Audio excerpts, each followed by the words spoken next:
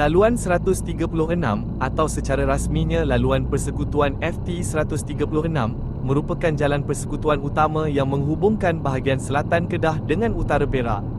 Laluan ini merupakan jalan persekutuan utama yang menghubungkan bahagian selatan Kedah dengan utara Perak dan memainkan peranan besar dalam pergerakan harian penduduk, perdagangan serta pelancongan. Laluan FT136 juga dikenali sebagai Jalan Pekan Bandar Baharu Kuala Ketil. Panjang keseluruhan laluan ini dianggarkan sekitar 81 hingga hampir 90 km. Ia bermula dari Kuala Ketil di Kedah dan berakhir di Parit Buntar, Perak.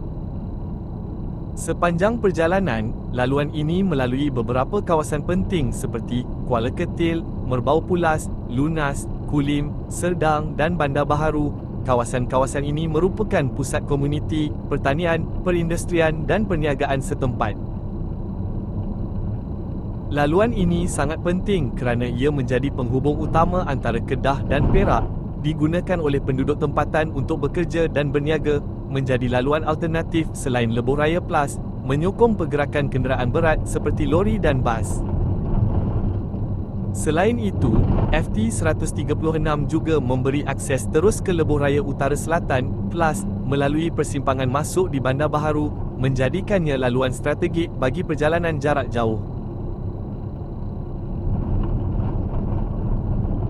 Setakat awal tahun 2026, beberapa projek penting sedang dan telah dijalankan di sepanjang laluan ini. Antaranya ialah penggantian 5 buah jambatan lama yang sebelum ini sempit dan usul. Projek ini bertujuan meningkatkan keselamatan pengguna jalan raya, kelancaran trafik dan keupayaan laluan menampung kenderaan berat.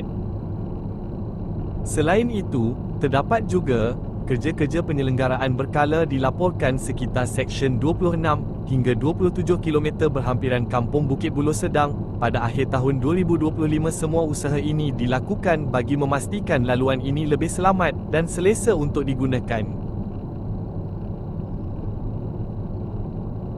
Dengan penambahbaikan infrastruktur ini, penduduk setempat akan menikmati masa perjalanan yang lebih singkat, risiko kemalangan yang lebih rendah, akses yang lebih mudah ke bandar dan lebuh raya.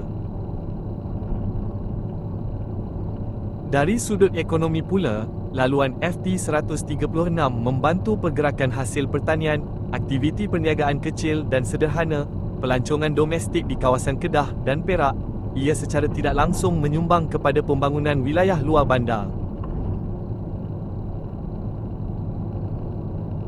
Kesimpulannya, laluan persekutuan FT136 bukan sekadar jalan biasa, tetapi merupakan nadi penghubung penting antara Kedah dan Perak.